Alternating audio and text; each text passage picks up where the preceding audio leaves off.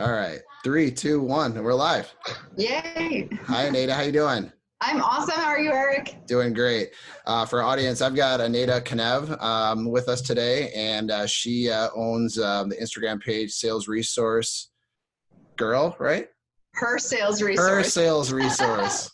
And we've been connecting on some of the social channels, and I think we have a lot of the same philosophies as it relates to sales. So I wanted to have you on to chat with you about some of your philosophies on sales, hear more about your background and story, kind of where you started out in sales and what you're doing now as an entrepreneur, and offer up some of your tips, strategies, and hacks for aspiring salespeople and business owners so they can grow their business. Yeah, I love it. Thank you so much for having me. I love your page and all your content, so I feel very honored. Thank you. You're welcome. Thank you for joining me. For sure. So can you tell me a little bit about how'd you get into sales? How long ago? Where you started? What industry? So yeah, I've been in the financial services industry for 18 years. And my joke is that I started when I was 10 years old, right? Because it's just so fast. It goes so fast. And I started totally accidentally, had a friend invite me to an office to check out a presentation. They were recruiting a bunch of sales reps, and I was the one who walked in really mad. I was annoyed. I did not want to be there. My major in college was recreation management. I had no desire to sell life insurance more than anything. But I left the meeting fired up. I thought I was going to take over the world because it's the first time that I heard things that talked about potential and talked about big vision and really what you can do income-wise. I've never heard any of that talk in college and classes or anything like that, So I got really fired up at potential. And I just got started in the life insurance industry and started selling life insurance policies and plans. And that's really where it began. Through that, I evolved. I was horrible in the beginning. I struggled. I don't know why I didn't quit the first 5 years. It was really tough. But I kept going and became a broker, owned my own agency. And then later, I also got recruited by a competitor company and worked as the VP of sales on the corporate side for the annuity division. So I got the experience of being in the field and then also leading the entire field in sales. And I'm telling you, it's my passion. I believe sales should be something that a lot of people think about as the forefront, not so much as a backup plan, because it's the most lucrative thing you can do. And it's such a low bar to entry for a lot of people that many people can get started a lot easier than they think they can. And if you master it and learn it, you could do so well. So I'm very passionate about it. Yeah, I would agree with you. So was that your first job out of college then? I was still in college. Yeah. Oh, you're still in college. Okay. Yeah, I was still like a year left, and I was like, yeah, I'll try it. I'm going to do this. And so here I am, a college recreation major, and trying to talk to you about your finances, So it was fun. Yeah, I think that's a challenge for a lot of salespeople, right? Because typically when you get into sales, especially if you're selling, whether you're selling B2C or B2B, a lot of times people that have money, or if you're selling to corporations, whether it's, SMB or a large enterprise, you're usually selling to people that are much older than you. Right. And you really are. Yeah. And it's a mental challenge, I think, for a lot of people, because, one, they don't trust you. I think most people know that, as you said, that it's a low barrier entry. So a lot of salespeople are very young. Now, I think what's also interesting is that people that continue to sell and, work their way into their, mid, late 30s, 40s, either you didn't grow or you're really successful, and, there's no reason to leave. Yeah. It's one or the other, right? Yeah. So funny. I know you see the struggling rep at 40 and you're like, dude, you've been doing this too long to be there. But yeah, it's right. It's one or the other. And I think that's the point. It's your choice, because you can stay in this as a career and really outperform people who have fancy titles all over the place. Yeah. But you have to decide to make that a choice and go for it, Yeah, no, I would agree. I mean, I'm definitely not the smartest guy, and I'm probably average intelligence at best. Yeah, for sure. So that was, for me, sales was kind of like, okay, well, if I want to make, doctor money or greater, or lawyer money, whatever it is, those are obviously, growing up, I thought those were two professions I wanted to at least reach that kind of level of success. And then, when you start seeing success in sales, you start realizing, well, I actually can earn income far greater than what a lot of these people in these professions do. Exactly. Yeah. So. And I would love to have more people be proud of their role in sales, be proud of being in sales. I don't care what you sell. The fact that you can control your income says so much more to me than somebody with a quote unquote high salary. You know what I mean? They can't move it. So yeah. Yeah. So when you started out and you started in college, what was, there's a lot of people that are coming right out of college, they get into sales, I think you bring up a good point. They get into sales because the barrier to entry is really low. Mm-hmm. And so they just have a job, right? They don't really look at it as a career. And certainly now with, the new generation, right, of millennials and, hey, they're probably going to stay in their career or at a company for a couple of years. Yeah. It might've been a little different when I started. When you started, it was like, hey, you're going to work someplace and maybe stay there for a long period of time. But what do you think most, new salespeople struggle with, and kind of what advice, if you were to, I'm sure you still coach people, like what advice do you give those people that are just starting out?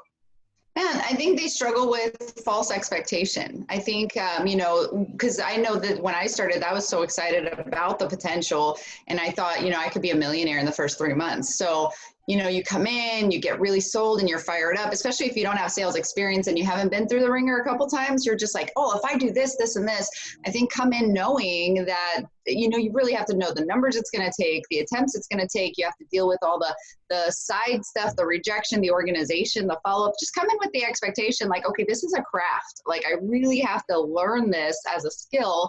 And if it takes me a little bit longer than I thought or initially, it'll still be worth the payout. So come in here knowing the expectation and lock on to somebody who can really guide you and mentor you. If you don't have somebody like that in your company, you have to be very proactive in finding somebody in the world that can help you, hold you accountable, and guide you in that area. Because if you do, you're going to have massive success. Massive. If you don't, you will quit. You'll get frustrated within a year or two and you'll be done. Yeah. Well, do you think that I think when I started, I know that I started in the career, the company I work for now, it's been 12 years, but it was coming out of the financial services industry. And so I left the financial services industry in the meltdown in 2007, 2008, okay. Joined my company in 2008. And, I came in as a pretty egotistical, arrogant, young, perfect sales rep. Yeah, right. Like, you guys don't know anything. I'm going to show you, but it was kind of advantageous because when I started with the company I work for, we didn't have a lot of business. I laugh all the time now because I'm like, for the last 10 years, I've had more business than we had in that first year when I was actually in inside sales for that first year. But what it taught me was, you need to build. Yes. And it was, I think that's the problem is, do you have a philosophy? You have to have goals, right, in sales because you have to have targets. So you got your personal goals, you have your professional goals. And then when you're running a sales team or running a sales organization, you certainly have to have a number that you're driving towards because, sales is what drives the business. But oftentimes, I'm curious on your perspective, I oftentimes think that those goals create bad habits for salespeople because they're so focused on the short term that they don't really realize they lose the whole relationship building piece of prospecting. Oh my God, Erik. So I'm curious, like what your thoughts are on that. Yes, and yes. This is why I am so resounding on that sentiment because month end closeout, especially, right? We said we're going to hit this big number. It's coming to the end of the month. That's where sales reps really put in their work. And it's sad for me to see that, but that's usually where the majority of them go, oh, I got to hit this goal, whatever. And so then they start doubling down and then they start hard closing and really making it like happen right at the end of the month. Great. That's awesome. And sometimes you hit your goals and you feel so good for a minute, but then what do? You put your take your foot off the gas and then you're kind of coasting for a week or two. And then you do the same thing at the end of the month. I would rather have a pipeline so big that every month I'm hitting my numbers because I'm constantly in the flow of my production. So when we have target goals or number goals, I really do think you have to tie them into your big picture. Okay, I want to hit this, this, and this because I want this kind of a lifestyle, right? It's not just about hitting the number. It's about what that number is going to produce in my life. And if you have that mentality, then you're producing regularly. You're constantly looking to close. And the people that aren't like nailing down at the end of the month, you're fine with it because your pipeline is so big that you're closing others in the meantime. So it has to be like that front end prospecting focus that yields to those numbers that you want to hit at the end of the month. And this is where I'm talking about expectation. If you understand, like, okay, if I want to close 5 sales this month, let's say, and I know I need to sit in front of 10 high ticket clients to do that, I have to constantly be putting people on my list to get in front of 10 people a month, not at the end of the month where I'm like trying to nail it in. like on a constant basis, how am I looking on my 10? So yeah, big picture, what do I want my lifestyle to look like? Because I promise you, most sales reps don't want the stress of like, I'm going to die the last 4 days of the month drinking Monster and not sleeping to make this happen. They'd rather have a nice, productive lifestyle. So you have to be focused on that instead of just the target. The target is a means to an end, I think. Yeah, it's an interesting thing. I don't know if I know the answer. Like, it's easy to point out problems. I don't know if I know the answer, because part of me wants to say, okay, and I think most organizations have them, right, where you put somebody on, some type of, not necessarily a draw, but a guarantee for a period of time, Mm-hmm. let them get going, build the right habits. The caveat to that is, of course, then you have people that are lazy and they just they coast, right? And so they never have, the gumption to, okay, I need to go because, my guarantee is going to fall off. I don't know if I know the answer. I've thought about this so many times for years where I'm like, if we just like almost took away targets and said, okay, you need to focus on these key behaviors for a consistent period of time. It's not measurable. That's the problem. Yeah. Yeah. So, I mean, but this is where sales is not just a tactical game. It's a mental game. And it has to be something you self-develop on a regular. And you are a different person from your first day till your like 12th month. If you think about how you think, and the reason you think that way is think about all the self-development you've done and how differently you process life than somebody who's just getting started.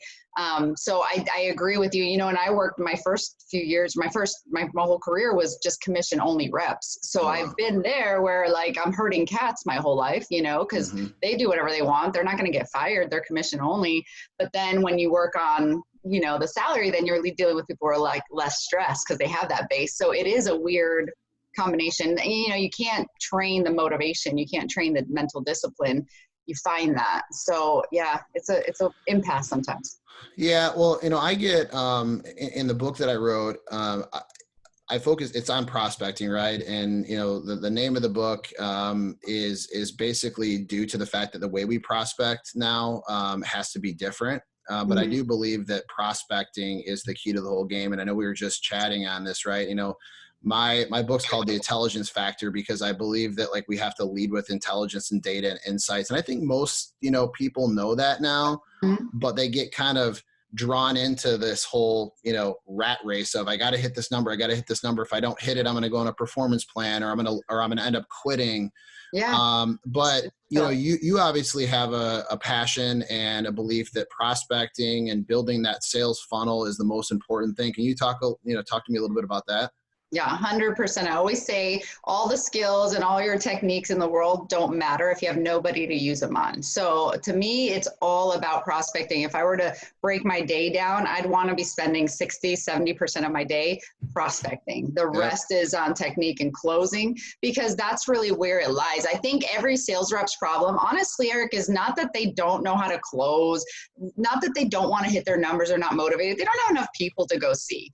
If you have a company that gives you leads, I think that's almost dangerous too, because you're relying on somebody just hand feeding. You're not an order taker, right? You get paid to find a sale, not to close the sale. By the time the sale gets closed and wrapped up, all the work's done. You get paid because you were the person who found the one who wanted to buy. Otherwise, the company wouldn't be paying you. They'd be putting money into billboards and ads and magazines and crap, but they're paying you because you are the finder. And so prospecting has to be your passion if you're in sales. Like, constantly have your antennas out, looking, seeing who could be a good fit, and building your list. Your list is never big enough. It's never big enough. And I have this little motto. So like, I'm in Dallas-Fort Worth, Texas, and I'm always like, Dallas. Everybody. Yeah, you do? Good. Yes. Dallas, it's awesome. Yeah, I'm a Jersey girl, and I made my way over here, and I love it here. I'm never leaving. So I don't blame you. But there's about 8 million people in DFW, and my motto is like, everybody in DFW is going to know who I am. That's my motto. Like, everybody's going to know Eneida. Yeah. Everybody's going to know Eneida. And it's obviously, is that possible, right? But it's my motto, because I want to shake everybody's hand. I want to meet people. If there's networking events, if there's parties, if I get invited to places, I go, because I want to make connections everywhere. I need to grow my list on a regular basis. For sure.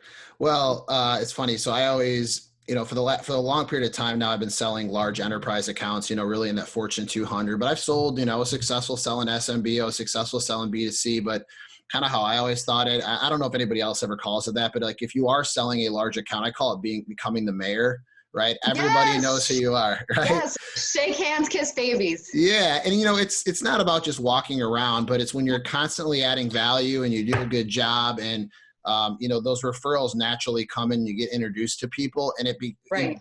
My hope is that I can help people through my training. And, it's the same thing I coach people internally within my company is you want to get to a point where you still have to work really, really hard, but how you work is different. You want to get to a point where it's so fun and it feels easy. And as you pointed out, the stress isn't really there, because if you're doing the right prospecting activities constantly, then you don't really have to worry. Like all this hardcore closing scripts, you don't need any of that, because most sales are won, like you said, through all the little micro commitments along the way. Yes, you're going to have to deal with negotiations. Yes, you have to ask for business. Yes, you have to ask, who am I competing with? You have to ask all those questions, but I 100% agree with you. It's in the prospecting. And we were having a conversation as a team earlier this week, and I asked our team, and this is a bunch of senior level tenured salespeople who all are making, well into the six figures. Some of them are younger than others. And I asked them, I said, we have to do a lot of things as sellers, right? Yeah. Sometimes depending on the company you work for, you have to do too much, in my opinion, and instead of focusing just on selling and the customer. Mm-hmm. But I said, what percentage of your day are we all spending on prospecting? On customer outreach, because that ultimately is what gets us in the door. Once you're usually in front of someone, it's not, even if you're terrible at it, right, law of averages is going to work out. You're going to make it.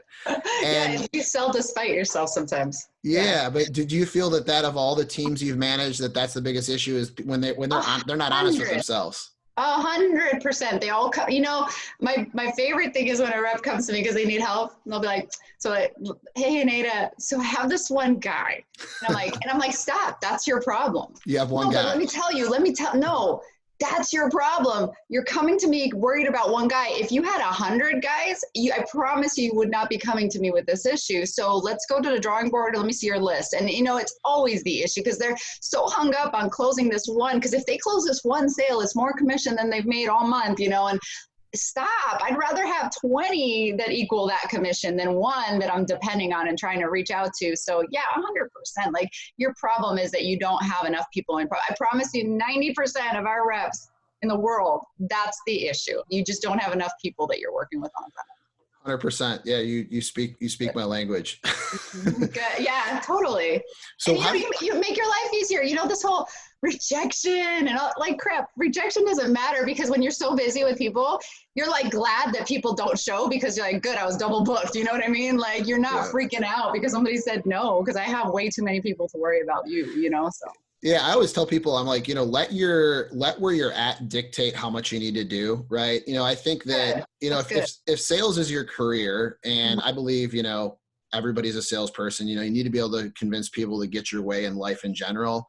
You need to be able to listen, hear other people out, have empathy, all those things. But when it comes to actually like selling as a career, it's a long game. Like, you can't, if you're in it for a short run, it doesn't work. And I think that if people started looking at, I was talking to a lady the other day, she was asking me for some help, and she's asked me the same question 15 times, which is, well, I've got this one customer, and I'm like, again, that is your problem. It's your problem. Like, stop worrying about closing him. Go get some new prospects.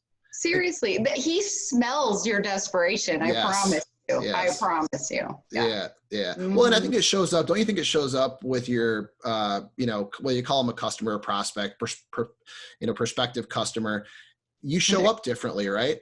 Oh yeah, I think so. Because you're not stressed. You're not worried about it. You're just like, you're one of my 8 that I have today.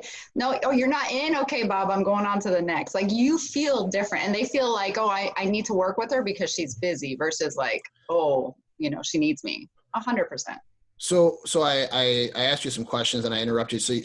So you're doing life insurance. You ended up becoming a VP of sales. What are you doing now then? So I'm actually very excited because I'll announce it officially next week, but I'm partnering up with a big sales training organization out of Awesome. DFW. Yeah, I'm very excited. But yeah, my role is to be a sales trainer, sales coach, and sales motivator. I think sometimes we need the motivation, and I'm not talking about frou-frou motivation. I'm talking about stuff that like sparks the aha moment in you.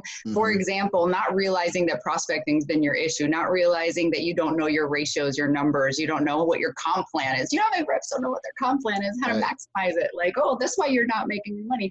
So I want to be the catalyst for people to go, wow, I can really make this a career Right. that's far beyond what any of my fancy friends' titles are. I really want to instill pride in sales into every sales rep that's out there. That's my goal as a motivator and a coach and a trainer. That's awesome. I love to hear that. Well, I look forward to hearing the news. Yeah, it's going to be fun. So what's your thought? So I talk about this a lot in my book, but there's these people that say, hey, cold email is the way to go for outreach. And then there's people that say, hey, it's all in on LinkedIn. And then there's people that say, hey, cold calling's not dead. I have my own belief, about what works. What do you believe? My answer to that is yes. Like, All of them. yes. Yeah, like, what the heck? You're telling me one way is going to be the way? Are you crazy? There's, like I said, 8 million people in DFW, 7 billion people on the planet, one way. I think you got to get good and comfortable with everything. You'll find your thing, just like all those people are saying that probably because it's their thing. You'll find your thing you're really good at, and you can spend most of your time there, but don't be afraid to dabble, with other methods. What I'm a big believer in, though, is I'd rather pound on my strengths than try to strengthen my weaknesses. I don't like that advice. Like, whatever you're weak in, strengthen it. I think that's a waste of time. I think if you're strong in one area, go all in there. And then the stuff that you're okay in, maybe dabble with that. But if there's something you suck at and you can avoid it, then just don't do it, because that's where people start to struggle and start to doubt when you could be killing it doing one other method. So Yeah, Gary Vee talks a lot about that. He's like, stop spending time on things. You're always going to probably suck at those things. You certainly can bring them up, a fair amount. Yeah. Yeah, I think that so what about, how do you think, so as the VP of sales, was that still a B2C industry or was it B2B as well? It was probably heavily B2C, but I would say 80%, because we would be then focused on 401k plans with businesses and setting up company insurance benefits and stuff too. So we had B2B as well, but 20%. So how do you feel that, I think there seems to be a very large difference in the training for B2C salespeople, B2B. Oh, yeah.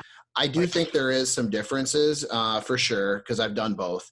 Mm-hmm. But there's obviously a lot of similarities. What do you think the main differences are in terms of how you go to market as a B2C salesperson versus B2B? And what do you think the similarities are? So here, and maybe this is where when you develop your skill set, you think this way, but I think the differences are a lot more slight than we want to think, because it's still sales. It's still a human being you're trying to reach to. I think the difference is that you're trying to make somebody to make a decision that's going to make a decision for a whole organization, or make a decision without their own personal money being involved. So you're touching on different psychological points, right? Like, they're not worried about spending the money because they're not going to put money into their kids' college fund. That's not the decision, but it's like, hey, do I have it in the company budget? Can I really adjust that? Maybe you've got gatekeepers to go through. So there are those differences. And then B2C, it's all about, people not wanting to part with their entertainment fund to buy whatever you're selling. So it's a different mentality, but at the end of the day, it's literally just asking questions and really listening to where they're coming from. So the skill set in itself is the same, I think. It's just you have to come from it from a different angle. Yeah, well, I think the other thing is that, so what I tell people is, yes, like that is the biggest difference, right? So you're solving complex business problems when they may be complex, maybe they're not, right? I mean, if you sell steel, there are complexities to that, but it's not like selling SaaS software or IT consulting. There, got its own things that are challenging about it. Mm-hmm. What I always say, though, is that when you're asking somebody, right, and you're creating value for them, so you prospect them, you meet them, you ask them great questions that you developed, you help them understand you understand where they want to go, you help them understand how you can help them get there. That's right. Right. Eventually you're going to get to a point, right, where they're either bought in on you and your ability to help them or not. And where I think most people lose it is it comes down to trust and a level of respect. And do they feel like you're an authority in what you do? Absolutely. So if I'm selling, like I'm in the IT industry, right? If I'm selling to a director or a VP, what they ultimately care about, am I going to hit my bonus? Am I going to Right. potentially lose my job if I spend, 7 figures with your company? Do I believe your company actually can help me? Mm-hmm. And if they don't, that's where I think the similarities are, is that Yes. ultimately, yes, they care about themselves. Don't we all? Yeah. Right. I mean, yeah, that's the stem of it for sure. Yeah, it's, and I think what's, and I wonder if you feel the same. I think in B2C now, right, consumers and, I have a belief just all of our buyers, prospective buyers, they're more sophisticated now. They are. Well, or at least they think they are, Right. which is just as dangerous. Correct. You know what I mean? Yeah, yeah. Yeah, because they think, well, I've got all this information at my fingertips now, so I can make my own decisions. A lot of times the information they have is not correct information. Mm-hmm. Can you talk about that at all in terms of like how you navigate that as a salesperson? You go in prepared knowing that, right? And like you can even try to help the situation by bringing it up. So I'd be like, hey, Erik, so I understand there's a lot of information on Google right now, and you could probably find your own game plan if you wanted to, right? And so you preface with that so that they can't come to you with an objection. Well, let me do research, because you just brought that up, right? Well, let's do research. And you can even pull up I love that we get to have our phone with us everywhere we go, because I can just pull it up right now. Let's do research together, Erik. What is it that you want to look up first? It's such an easy thing to do because they are educated, but guess what? I have the same tool, Bob, right? So let's work through this together. So going in prepared that they're probably going to say that to you. So bring it up front so that you're in control, and then be ready to navigate it when it does come up, because it will happen. I love when people like hope for the best. Like, oh, I hope it just closes. There's no objections. Like, no, prepare for everything hitting you so that you look polished. Because like you said, even B2C, B2B is the same. They want to do business with you because they can trust you. You're the professional here. Any kind of like wavering, all that crap, that's what stuns everything. And that's why people don't do business with you, because they're like, she doesn't even know what she's talking about. So if you can sound confident, sound like you're ready, that is literally half the battle. I would agree. I mean, I think there's, there's a couple sales, there's probably 3 sales trainers that are B2B focused that I really admire. I reference them in my book because I don't think, I'm not of the belief you have to reinvent the wheel. Like if someone's already said it, like give them credit for it. So I think like that. Jay Barrows has, he owns Jay Barrows Consulting. He sold Salesforce.com, all their training. He's phenomenal. Obviously Jeb Blunt wrote Fanatical Prospecting and Objections. He's got great info. Anthony Iannarino. There's a lot of these guys, but I think that they talk about some things that are really important. And I think it's what you just alluded to around like the words we use. So it's the kind ofs and the sort ofs, and like people pick up on that. They're like, all the time. It either is or it isn't. Like you either, and it's okay. Just say you don't know something. Say you don't know. Yeah. Right? Or, I always tell people too, like, there's only so much you can be like, great question, Erik, let me get back to you. There's only so many times you can do that without losing credibility in a presentation. You can also like spin it on them. If you ask me a question that I don't know, and I've already said once that I don't know something, I could come back and be like, oh, Erik, that's actually a really good question. I'm really impressed that you asked that. That tells me you're really thinking about this. Can you repeat it one more time? And I make them say it again, and half the time they don't say the same question again, so it's not really an objection. But I'm making them feel so good for asking me this question. I'll be like, when I come back, that's definitely the first thing I'm going to address you. So I think the way I respond to something I don't know also demonstrates confidence versus not having it too. If I'm constantly like, I don't know, Erik, versus, man, you're such a stud. I can't believe you're the first person who's asked me that. I'm so impressed with how you think. Let me write that down. It just totally created a different vibe for the customer. Like, oh, I am smart. I'm so good at this. I like her. Right. So I think you're also prepared in how you're responding to that stuff. And I did a video actually on my Instagram a long time ago when I started this on crutch words, because I train a lot on public speaking too. And the kind of, so all these things that we're like just throwing in, I believe you need to eliminate them. And I have some flack on there because people are like, yeah, but you don't want to sound like a robot. You don't want to sound like, you're too polished. You want to sound natural. And I'm like, bull crap. You want to be professional. You want to master this game or not. You know what I mean? So you can try to act like you're just one of the pros, or you can be, hey, I'm confident. I know what I'm talking about. And those crutch words really make you sound polished or not, So yeah, I'm a big believer in that. Yeah, the best rule of thumb is just pause, right? It's okay to be quiet for a second. It always feels much longer than what it really is. That's my favorite part. You take a sip of water if you need a long pause, and then, you'll be fine. Yeah. So when people get on, one of the things, and I certainly have felt this way, I think what differentiates people that are really successful and those that are not is the people that are not, I don't know that they realize that the people that are still have a lot of the same feelings. Oh my God. So like the other day I called a C-level executive at a very large organization. And I was like, oh my God, that was the worst call I've made. I actually called them back the next day. I was like, hey, I know this guy, but he hasn't bought anything from me. Yeah. And I said, can we start over? I said, that was really bad. I said, honestly, I was rushed. I wasn't prepared. And I was like, I started thinking, I'm like, new people or people that are struggling don't realize the pros mess up all the time too. All the time. And the feelings you get when I hear objections, I'm always really prepared for them. I love that, Jeb Blunt always talks about the red herrings, or I call them the off the wall, out of bounds objections. And usually you just blow past them after you acknowledge it, because they're just people. So weird. They're just complaining, right? They're not really objecting. But what I always find is that what always held me back earlier is that nervous feeling reps get, or business owners, asking that additional question, or what do you mean by that? Or can you explain further? And I don't know, why do you think people get so nervous about that? That is so good. That's true, because it's weird. That's my favorite way to go about objections now, right? Because I want you to justify what you're even asking me. Because do you really even understand what you're asking me? You know what I mean? Sometimes I think people regurgitate objections because they think that's what they should be asking you, and they don't really know.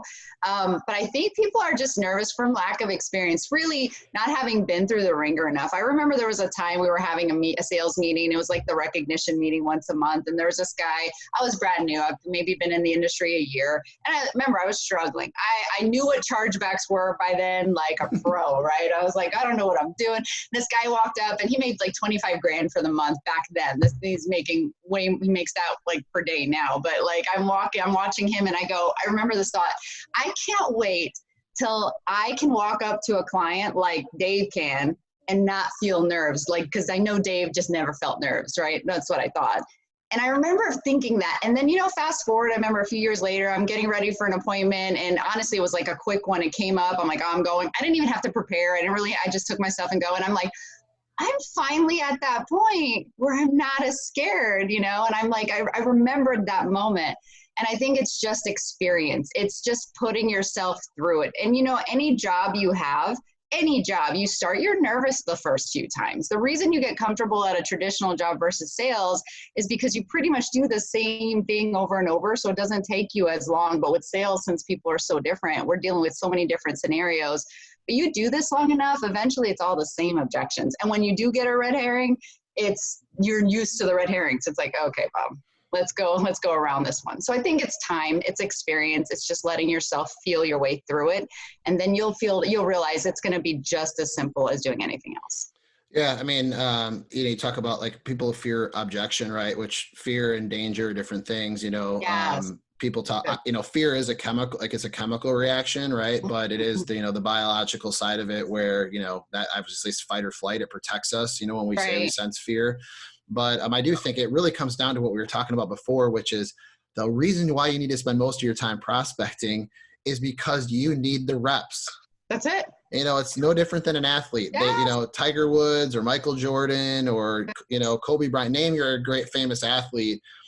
They put themselves in those situations a million times. And so it doesn't feel weird anymore. It just feels normal. Right. I always say in sales, it's not the length of time you've been in sales, it's the experience. So I could have a rep who's been here a year who has more experience than someone who's been here 5 years. Yep. And that's what I love about sales. It has nothing to do with time. You don't have any seniority here based off time. It's how much attempts you've made. And so I tell people, look at the next 100 appointments as just experience. Pretend you're not going to get paid on any of them. If you just let the pressure off of that and just go for the experience, tell me first of all, you're not going to close out of 100 people. And then secondly, think about how much better you're going to be and just let it go. Don't go into an appointment going, I have to close this. Going into an appointment saying, I wonder what I can learn from this today. and you're just going to let the pressure off, the client will feel it too. You'll probably actually close more if you just chill, stop putting so much pressure on the close and put more pressure on the finding. Yeah. Well, so there's there's a bunch of software out there, right? This lead gen, right? And it's funny, when I was writing my book, I almost stopped because there's so many people that are like, well, I've got this lead gen tool. And I'm like, man, like you're becoming over reliant, right? Yeah, and there's, I think I was actually listening to one of Jeb's podcasts, and he talks about the rainmakers versus the rain bailers. Okay. And it's like people that make it rain, the rainmakers, they're the ones that go out and make stuff happen. They're not waiting for leads to come in. And I think there's opinions in the market where, the business I'm in, we are the lead gen. Okay. It's also why we get paid heavily, right? I don't have a list of leads just coming in. I have to go find the people. Now, they might be in our CRM tool, but Sure. I'm not going to just rely on that. And so do you feel, I think lead generation can be valuable, but I think what you do with leads can be the problem. Because what I notice, and I'm sure you notice, is, do you have, and maybe if it's not now, you had it at some point, did you ever have sales reps follow up with you, call you, maybe you clicked on a white paper and they send you an email and they want to follow up on your download? Yeah, well, similarly to that, but yeah, like where they kind of come in a little bit. You know why I think those are good? For the practice to get the jitters out of the way in the morning. Like those are good for those. Yep. Like, so that you can kind of get going, get your blood flowing, and then, stir stuff up. That's what I love about sales is like, okay, sometimes people will be like, how do you know who to talk to? How do you know? So I would do this exercise with my team. I would put a mirror, I'd give them a mirror, and I'm like, blow on the mirror, and they'd be like, I'm like, did it fog? They're like, yes. And I'm like, okay, you do it. I did it to two. They're like, what are you doing? If you can fog a mirror, you're a prospect. Because every 30-year-old knows 1,100 people, right? So I want, like I said, I want everybody to know my name. I feel so much more in control going out and finding my people. The lead generation systems and everything that comes through me is great to get my blood flowing. But after that, I want to go find the big fish, 100%. Yeah, that's what I preach, and so do other trainers, right?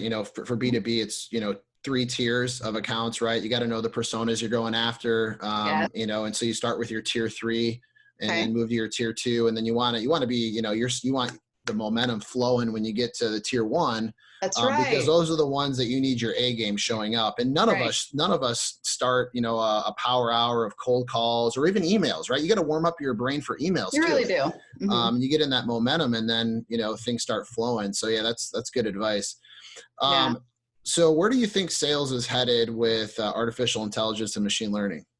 See, I think sales is going to stay stronger than ever and we can prove it today. For example, in my industry, in the financial industry, you can buy life insurance policies online. You can set up your retirement accounts online. You can do all this, but people who even started are such a small percentage, and the ones who keep it are even smaller because they have questions. They don't know how things work. Most things in life have to be sold. They're not bought. There's companies that I've had several conversations over the last few months with options as far as contracts and working with companies to build training programs. They have a product that is already on a shelf, but it doesn't move because they need somebody to explain the benefit of why they overpay for something like that. So I think sales, that face-to-face connection, is going to be stronger than ever, and I can prove it to you. Do you ever get sick and tired when you call like a place, like a bank or something, press 1 for this, press 2 for that? You're always just like 0, 0, 0, right? Like, let me talk to a human. You want to talk to a human, exactly. Yeah. So I think sales is getting stronger. I don't think it's going away. Yeah, I would agree. I think that, with the automation, I think all those things are great, right? It's just you can't become over reliant on them. And, I think you can leverage, email campaigns. They certainly work. My thought on this is when I got into the marketing side, when I was starting my training business, one of the things that I realized was that digital marketers really have things figured out because when they do a drip campaign with email, sorry, my little guy's yelling at me. When they do an email marketing campaign, they're slow dripping and building a relationship with someone over email. Sure. And they're constantly adding value. Sure. And so that is automation, right? Mm-hmm. But I think it's valuable automation. But if you're going to truly try to prospect someone, you have to have a personalized touch. And you have to be zeroed in on, maybe their demographic if it's B2C, or, the problems that exist for, maybe 50-year-olds, that don't have life insurance, Right. Or if it's in my industry, I need to know specifically the problems in their industry. Absolutely. So, I certainly agree with you. And I think that it's going to be stronger than ever because people want that personalized touch. That's not going away because, in fact, that we're doing less of that in the real world. So we want more of that in our decision making, for Right. sure. Right. Yeah. And even So these digital marketers, the drip campaign, think of how many people are they dripping to? Like tons, they're prospecting. yeah. Exactly. So it's still the same thing. It's just, you have to focus front end either way. Yeah. So do you have one last kind of question for you? So as a serial salesperson, you obviously have learned, digital marketing yourself and the marketing aspect. I think it's actually, I get a lot of enjoyment out of it. It's fun. It lets your creative come out a little bit more. Yes. What is your feeling on most organizations? And again, you can apply it to whatever industry, size, scope you want. How different sales and marketing, like the departments show up in an organization, because I find that there is like they're on two different islands All the time. and I don't think it's right. No. And will this ever combine? I don't know, right? It's going to be like this eternal battle. But I think here's what I know. I want to always focus on what I can control. And so I need marketing on my side, right? I need them to love me and want to fight for me. So why would I ever go to battle with them? You know what I mean? I always want them to know we're in this together, and I appreciate everything marketing can give me. Their ideas, they come from a perspective I don't have. I have a really good friend, for example, who's in marketing, and she was giving me some advice that was, no, it's not going to work. That doesn't work. That's not exactly how buyers work. But she was doing her best, but I appreciated her. And so I said, I'm going to take that and I'd like to combine it with this. We always are needing to work together. Don't expect them to. You show up being that person. And it will frustrate you and it won't be but know that you have more control over this than you think. You need them just as much as they need you. So don't try to go in battling, go in with the alliance. Say, look, we're in this together. How can we work together? Because it is going to be a battle. They don't have the same brain we do and vice versa. So, but we need each other. So yeah, that'll be an eternal struggle, I think. Sure. Yeah, no, I would agree. Well, this was really valuable. I appreciate your time. Can you tell my listeners where they can find you on all your social handles and any free resources you have? For sure. So right now, please go to Instagram at Her Sales Resource or LinkedIn, Eneida Canev. That's ENEIDA CANEV. If you go find me on either of those two platforms, I'm very active and you can DM me anything I can do for you. I'm happy to help. All right. Excellent. Well, we'll talk again soon. Thank you again for your time and I hope you have a great weekend. Okay. Thanks, Eric. You're awesome. Appreciate it. Thank you. You too.